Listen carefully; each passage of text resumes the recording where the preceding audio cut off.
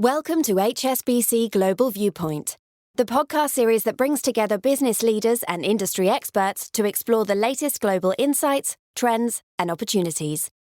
Make sure you're subscribed to stay up to date with new episodes. Thanks for listening, and now on to today's show. This is a podcast from HSBC Global Research, available on Apple Podcasts and Spotify. Search for HSBC Global Viewpoint or join us via the HSBC Global Banking and Markets page on LinkedIn. However you're listening, analyst certifications, disclosures, and disclaimers must be viewed on the link attached to your media player.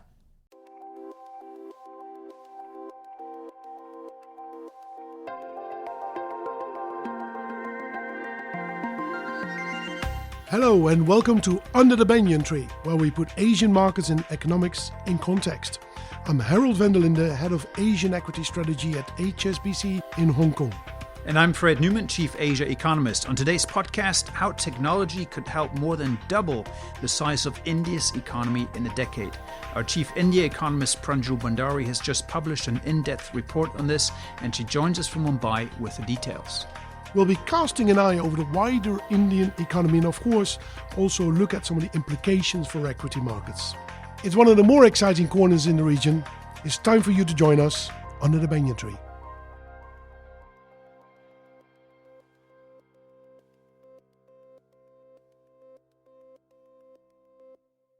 Well, 2023 is the year when, according to the UN, India will overtake China to become the world's most populous nation, and rapidly growing population means, of course, a lot of jobs are needed. Chief India Economist Pranjul Bhandari says tech-focused sectors could push up growth to at least 6.5%. Let's bring in Pranjul right now. Pranjul, welcome to the podcast. Hi, Fred, Harold. Great to be here. So, Pranjul, there's a lot of excitement about New India. It's really a term you coined in one of your latest reports. What exactly do you mean by New India? What sectors do you think of when you coin that term? Yeah, so it's a small part of India. It's about 15% of GDP, but it comprises of everything high-tech. In particular, exports of goods and services. India's been gaining global market share in things like the exports of mobile handsets, drugs and pharmaceutical products, specialized chemicals, automobiles, but it also has the exports of services where India has really gone up the value chain. It's not just a provider of IT services, but it's increasingly doing a lot of R&D and design work as well. The second part is the tech startups ecosystem. On the back of India's digital public infrastructure, many startups have come out with new business ideas, providing digital solutions to many real economy problems, attracting a lot of inflows and creating growth. So you talk a lot about very exciting new economy sectors here. It's only 15% of GDP, but what does it mean for overall GDP growth? Does that help to accelerate GDP growth? Right. If New India continues to rise in the way it's been doing in the last few years, our sense is that overall GDP growth over the next decade could be about 6.5% per year, which is more than the 6% growth we saw in the pre-pandemic period. So much, higher potential growth for India. And over the next decade, this would mean that India's economic size will actually more than double. Hey Pranjul, Harold here. We know this year India is becoming the most populous nation on the planet, overtaking China. It is a young population, so there's a lot of people that enter the labor market.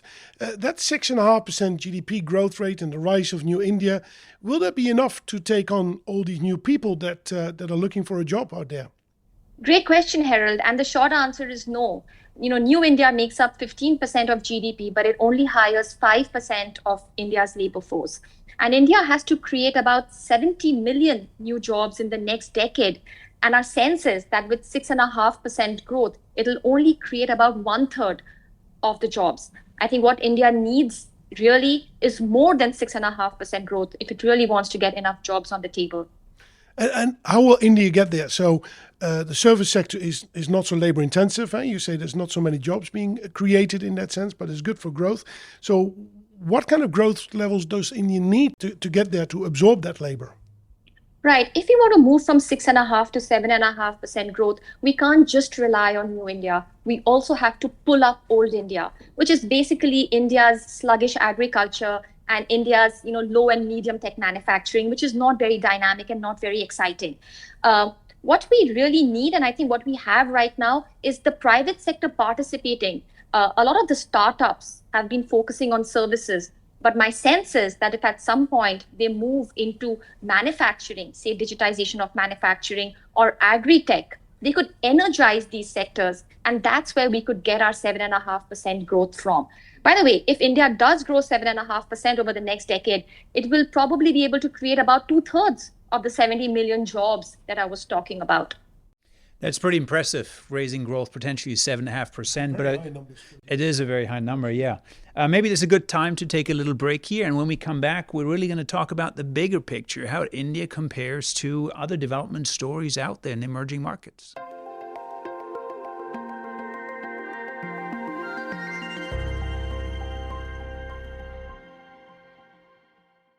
Welcome back. We've spoken so far about the rise of new India, the difficulties of maybe absorbing all kinds of new people that come to the labor market in India, and the growth rate that we need to see in order to get there. But I have a question, Pranjul, for you.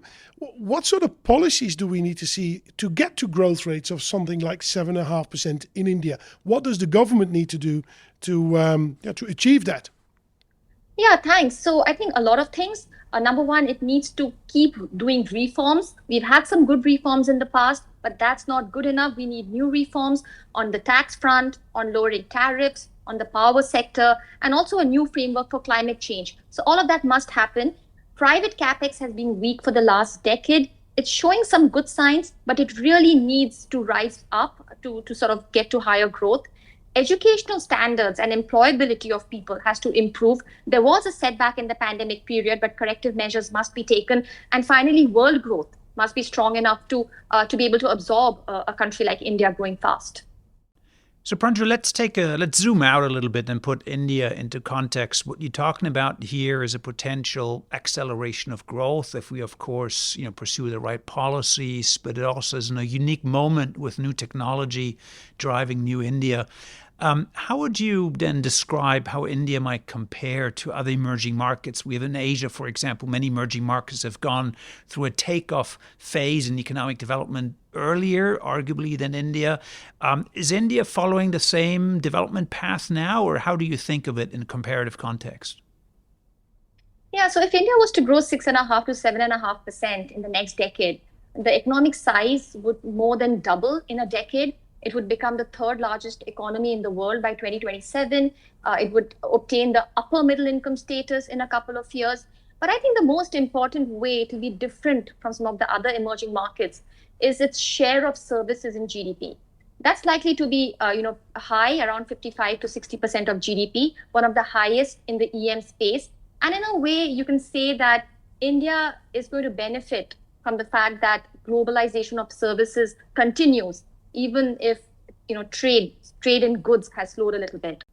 So, Harold, that's also a question for you, really, when it comes to equity markets, right? You look at, emerging market equity markets on a comparative basis. Pranjul mentioned service sector being slightly larger compared to maybe other economies at the same level of development. What does this mean for equity markets? Well, I would say there's two key differences where India really stands out. So yes, part of that service sector is listed in the stock market. So we got the IT companies that are listed, amongst others. The pharma companies, they provide a service to the rest of the world. So it broadens and makes it a very diverse stock market. But what I think is probably even more important is that the nature of the demographics, the structure of the whole economy is so different that, for example, where consumers are located, what they buy and how they buy is completely different than it is in, for example, China. In China, you get most people close to the factories because that's where they work, on the eastern seaboard of China, and that's where most of the money is located. So if you come in with a luxury product, you go to the top 10 cities in China, you capture that.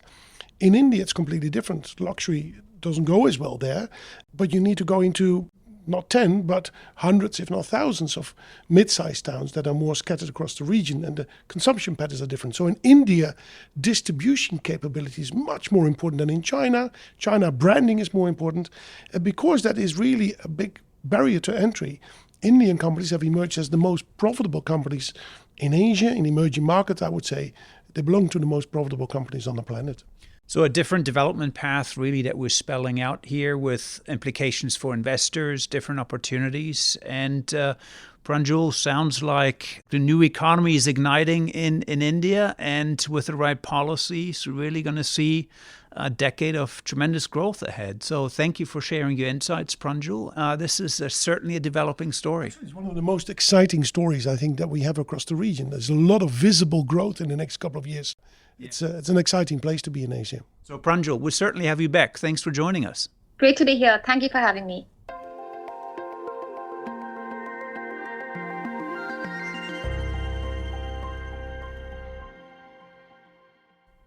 So, Fred, let's step away from work for a moment. What are your plans for the weekend? Well, Harold, as you know, my family situation has changed. I have a 4-month-old boy at home, and obviously we struggle every weekend with how we entertain him.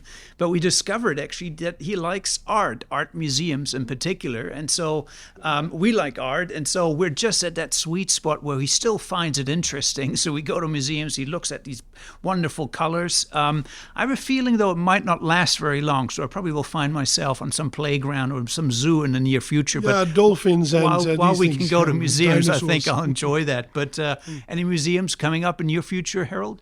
Yeah, not this particular weekend, but I'm going to fly back to Holland, see some family. But I want to go to a rather small museum in the city of Leiden, where there's a particular statue. As you know, Fred, I'm looking at Indonesia's history. It's a bit of a hobby of mine. And one of the first kings that you could argue has united Indonesia as it is in the late 1200s, 1280, 1290, we're talking about here, was a king called Kertanegara. And there's a statue of him, quite odd, whereby he's naked dancing on a graveyard with skulls around his neck. And it was really to build up kind of power, spiritual power to get the country together and defend it against what he considered enemies that were attacking the region. So it might not be really appropriate for small children though, but it's really an interesting statue to take a look at. And then you're trying to sort of reenact that, or is that not part of the trip? I might try to do that, but I'm not going to send you any pictures of that. All right, Harold. Well, enjoy your holidays. And you enjoy your museums as long as it lasts. Yes. And thank you, ladies and gentlemen, for joining us. And see you again here under the Banyan Tree next week, same time.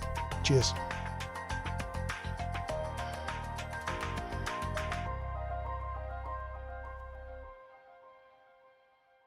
Thank you for joining us at HSBC Global Viewpoint. We hope you enjoyed the discussion. Make sure you're subscribed to stay up to date with new episodes.